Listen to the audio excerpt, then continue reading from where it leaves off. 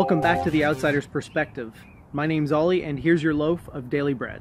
Today's loaf comes to us from the sage Lao Tzu, and he says, "The generals have a saying, rather than make the first move, it is better to wait and see.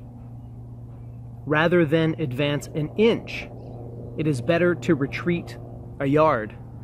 This is called going forward without advancing, pushing back without using weapons.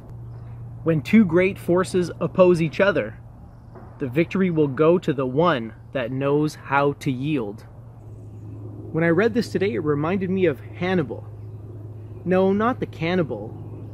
You know, the Carthaginian guy who almost destroyed the Roman Republic. That Hannibal. See, I read a book about Hannibal a long time ago, and I don't remember much from it, but I do remember this one very interesting thing. The strategy that he used to overcome the Roman legions. Now, Hannibal was a very clever general, and he understood what Lao Tzu is talking about here. The last part about when two irresistible forces meet each other, and how the one that knows how to yield is the one that's going to be victorious. Hannibal beat the Romans by literally giving in at the center. So back in the day, they used to line up in two straight rows facing each other, and then they would just advance. And what happened was, Hannibal instructed the people in the center of this line to give in.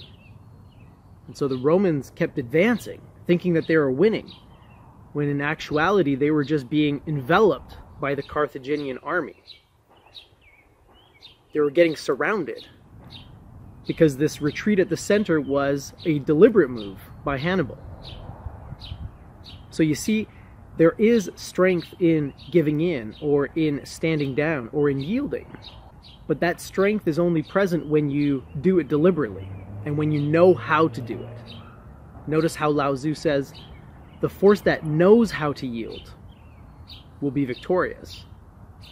Because yielding by itself is not necessarily strength, but knowing how to yield and then doing it at the right time is absolutely strength. I guess this kind of speaks to the idea that we should pick our battles, you know.